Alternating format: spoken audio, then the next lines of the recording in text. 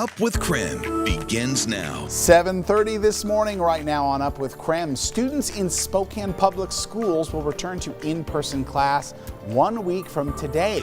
We've got the latest details on what their schedules will look like. The United States is expecting to reach another grim milestone of the pandemic, but they could be on the brink of a breakthrough with our vaccine supply. This morning, what you need to know about vaccines today. And one WSU Coug couple found a way to make their proposal part of a special tradition during the pandemic. A local man surprised his now fiance with a cutout from one of her favorite bars, the Coug. And he says since they couldn't visit Pullman due to COVID-19 and weather restrictions, he decided to bring Pullman to her. They join us this morning to talk about their proposal and the reaction they've gotten online. And we're taking you outside on this warm Monday morning, letting you know why temperatures are so mild and what that means if you're heading up and over the mountain passes.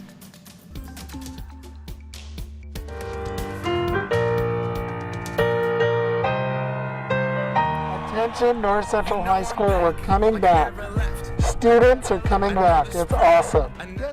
Yeah, this video from North Central High School getting us a little pumped too, because it shows just how excited their teachers are to get students back in the classroom. Spokane Public School students get to head back to class next week. This morning on Up with KREM, we've got everything you need to know. I almost want to go back to school. I'm so pumped. Yeah, that looked like a lot of fun. Dana Marie, we're going. Let's do it. Let's all go back to school.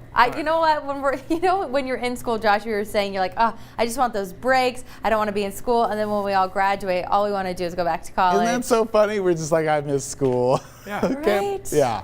I miss learning, but thankfully we got the internet everywhere, and I can just like sit down and learn something. But it's different. You can't like sit in a classroom with new friends and just talk and drive your your teacher absolutely off the wall. Like come on, you know? Yeah, I know. But all of my teachers were like, hey, you got a lot of potential. You just got to learn to shut your mouth. You gotta shut up. Hey, it's working out for you now, Jeremy. Look at you now. Yeah, if they only knew. Actually, they're probably all like, I bet you that guy is a meteorologist. He loves science and he loved hearing his own voice. But hey, let's do weather. That one hit too close to home and I didn't realize it until I said it. So we're going to get you out the door early on this morning. Temperatures on the mild side. We're in the upper 30s or right near 40 degrees depending on where you are. 38 here in Spokane, 40 over in Coeur d'Alene, 39 up in Sandpoint. You get down to Pullman, Moscow, either side of 40 degrees, not telling you who's where. I'll let you figure that one out looking at that map. But just know that all of that comes thanks to a south-southwesterly wind that's sustained around 20 miles per hour in many locations. Then you factor in the wind gusts, you bump those up, and wind gusts are up near 40 miles per hour and staying that strong throughout much of the day.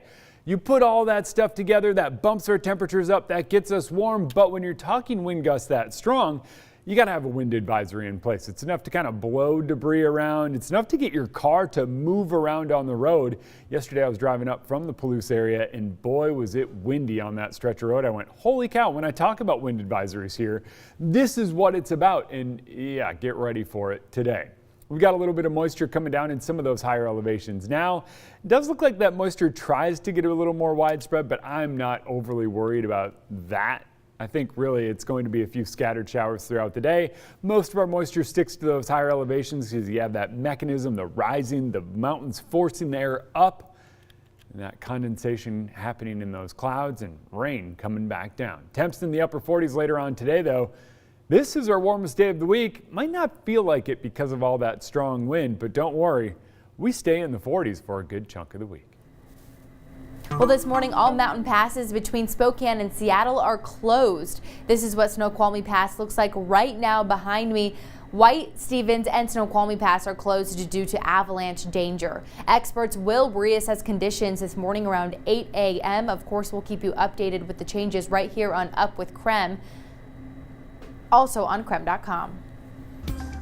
It is 7:34 this morning. This week, districts around our area are focused on getting kids back to school. Spokane Public Schools announced middle and high school students would be returning to class in-person learning starting on March 1st. Now, students are going to be split into two groups. They'll be attending class person to person on an alternating schedule. Students with even-numbered home addresses are placed in Group A. Students with odd-numbered homes are placed in Group B. Now, every student will need to complete a health check at least 30 minutes before they come to school, and everyone will be required to wear masks all day.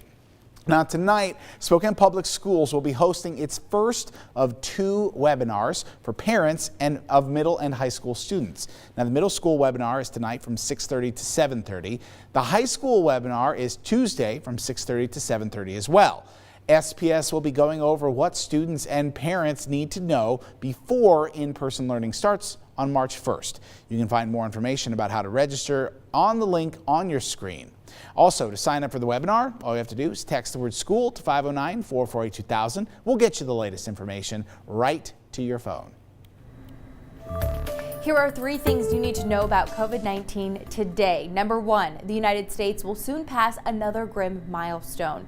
Soon, more than 500,000 Americans will have died from the COVID-19 virus since the start of the pandemic. The University of Washington is predicting another 91,000 deaths by June 1st.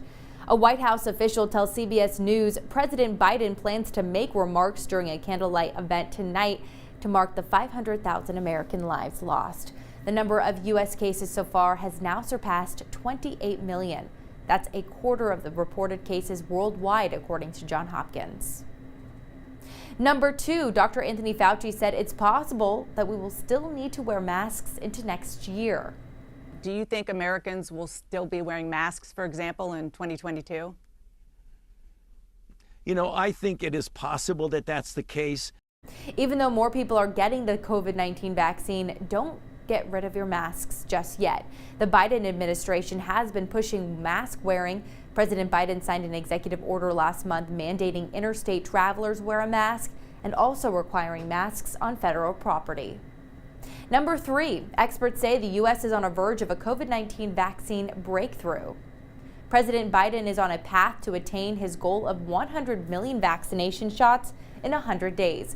Limited supply of the 2 approved COVID-19 vaccines have hampered the pace of vaccinations, and that was before the extreme winter weather delayed the delivery about 6 million doses last week. The manufacturing is ramping up. A 3rd vaccine is expected to become available in the coming weeks. Supply would then no longer be an issue, so the next challenge is vaccine administration. Well, coming up, our next story after the break is set to warm your heart. One local man surprised his now fiance with something very special. We'll tell you how he brought a WSU Pullman favorite into his living room. And we're talking all sorts of weather in the day to come and days to come. We got to walk you through everything from high temperature, strong wind to the possibility of a little snow.